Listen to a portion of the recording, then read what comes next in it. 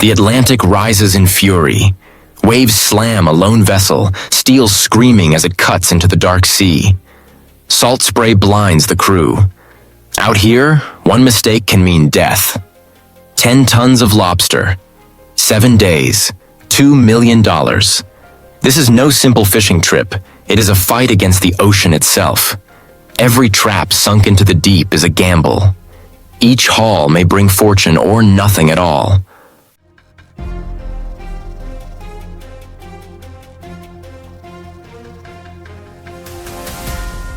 On land, lobster gleams on silver plates, served as luxury.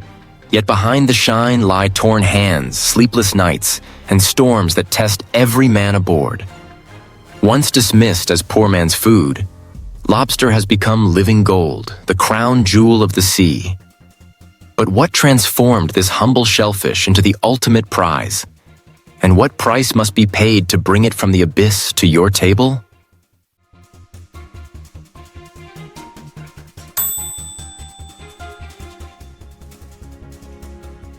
Welcome to Discover Legends.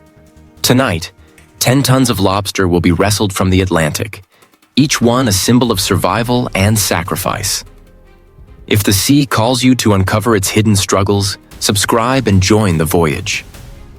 Beneath every wave lies a story untold, and tonight, the hunt begins.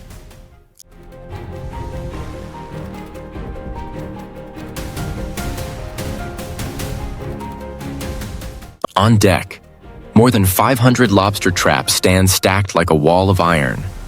Each one weighs over 200 pounds, the steel frames cold and slick in the morning mist. Ropes coil at the sailors' feet, thick and rough, waiting to be hurled into the deep. The men move quickly but in silence. Their faces are carved with both anticipation and fear.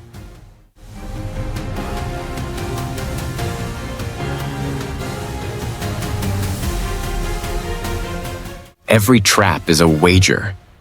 Lowered into waters hundreds of feet deep, it could surface brimming with living gold, or rise empty, mocking their labor. Out here, the line between fortune and disaster is thinner than the width of an inch. The ocean does not forgive.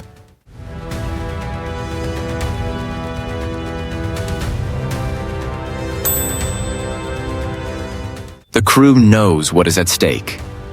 Lobster is no longer just food. It is survival, tuition, rent, and hope. The sea offers wealth, but demands sacrifice. Out here, the reward is living gold. The penalty is death. And as the last trap crashes into the waves, the waiting begins.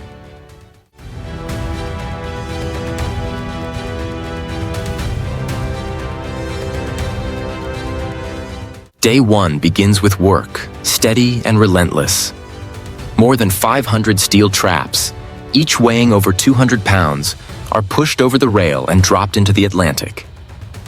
They sink more than 2,000 feet, down to the cold, dark bottom where lobsters take 5 to 7 years to grow to full size. The men know the wait has just begun.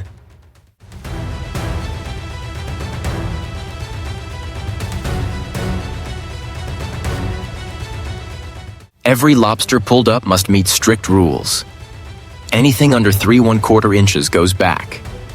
Females carrying eggs are returned, their tails marked with a V notch to protect the stock. These checks are fast, firm, and repeated with every haul. Survival of the fishery depends on discipline.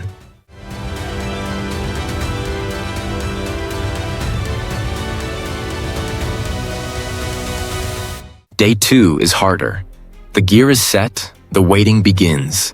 The ocean grows restless, winds sharp against the hull. The men patch lines and watch the horizon. Tomorrow will bring the first test.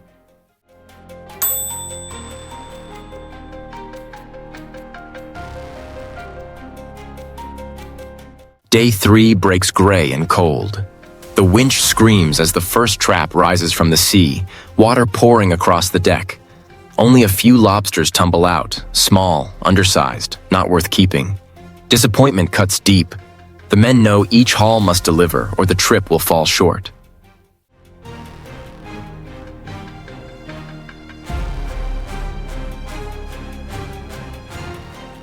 The next trap slams onto the steel deck, then another. Suddenly, lobsters spill out in a rush, claws snapping, shells glistening in the pale morning light. Buckets fill fast. Voices erupt above the wind, shouts, laughter, and raw relief. For a moment, the weight of the ocean lifts.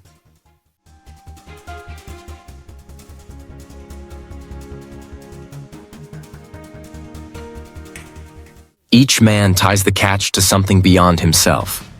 One whispers about his son, heading to college next year. Another thinks of the debt waiting on shore. For all of them, every pound of lobster means food, bills paid, and another season survived.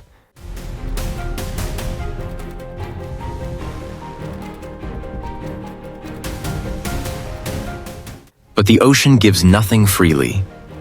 On the horizon, dark clouds gather. The wind sharpens. The sea begins to rise again, whispering a warning. The men brace themselves. Hope has returned, but so has the storm. What comes next will test them more than any trap.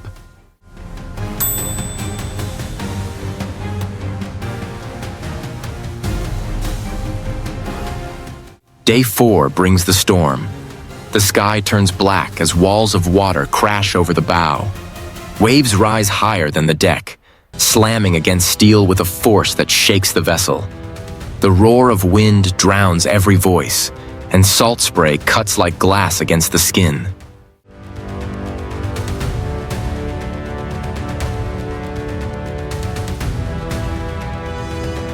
The winch groans, straining under the pull of steel traps buried deep.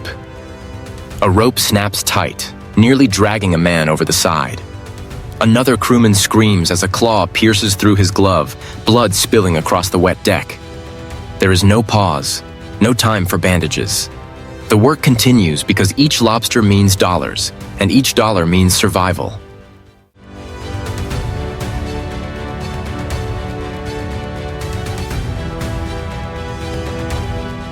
By dusk, the scale tips past 6 tons. The bins are heavy with life, but the men are hollowed by exhaustion. Their eyes burn red from salt and sleepless nights.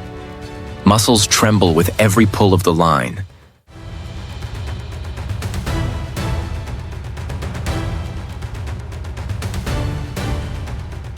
The storm shows no mercy. The sea demands its price. Between life and death lies only rope, steel, and sheer will. The question hangs over them all.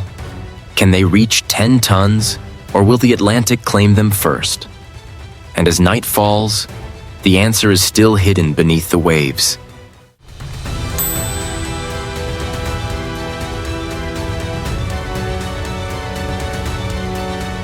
Day 5 begins under a pale and bitter morning. The air is cold, the sea unsettled. The crew looks worn down, faces hollow, hands cut and swollen from days of hauling gear. Still, the work continues. The last chance to reach their goal has arrived.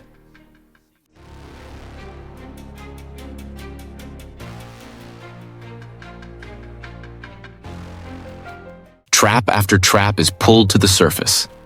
The winch grinds, ropes strain, and steel slams against the rail.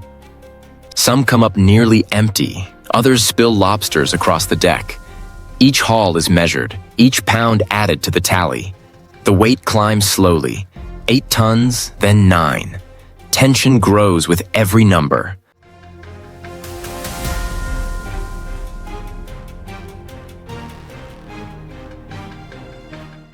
Finally, the last trap is lifted over the side. Water pours onto the deck as lobsters spill out, their shells snapping in the cold air. The scale settles at 22,000 pounds, 10 tons. Relief breaks the silence. Shouts echo, men hug, some laugh, others wipe their eyes. For a few moments, exhaustion gives way to triumph. They have survived the storm, and they have filled the hold. Yet the work is far from finished. The lobsters are alive, and the race to process and deliver them has already begun.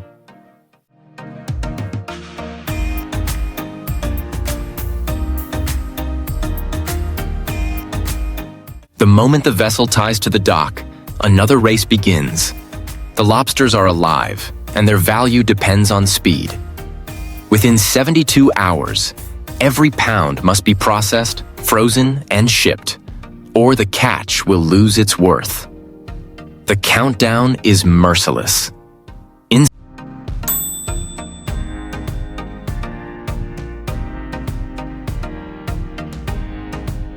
Inside the plant, stainless steel lines hum. Workers move quickly, lifting crates and dumping them into rushing water. The lobsters are washed clean, sorted, and checked again.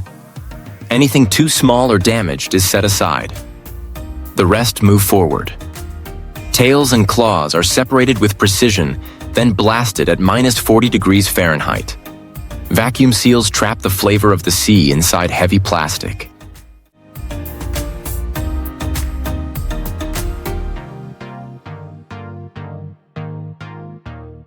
Forklifts carry stacks of boxes into refrigerated containers. The air is biting cold, machines roaring as pallets are wrapped and loaded. Within hours, trucks roll out toward airports. Planes bound for New York, Tokyo, and Paris are waiting.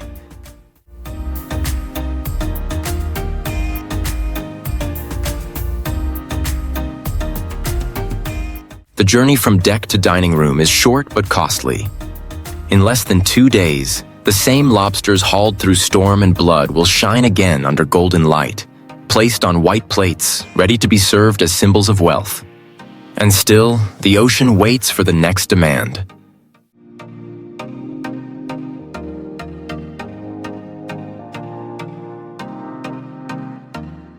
Not long ago, lobster was dismissed as poor man's food, served to prisoners and the desperate.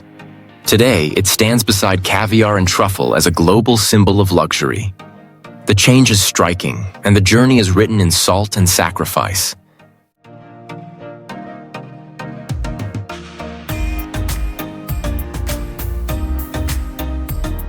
In Paris, whole lobsters are baked with cream and cognac. In Tokyo, they are sliced raw into scarlet sashimi.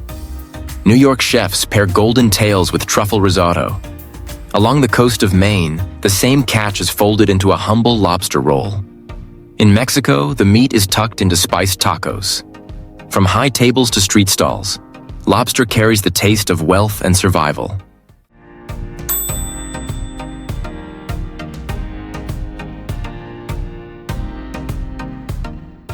Yet every plate hides its price. Torn hands, sleepless nights, and lives risked against the Atlantic. If the ocean runs dry, will living gold remain gold at all? Only balance and respect can keep the sea alive.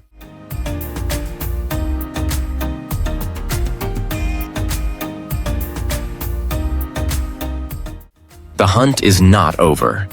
Subscribe to discover legends, ring the bell, and sail with us again. If you are ready for the next voyage, comment yes below. The chase continues.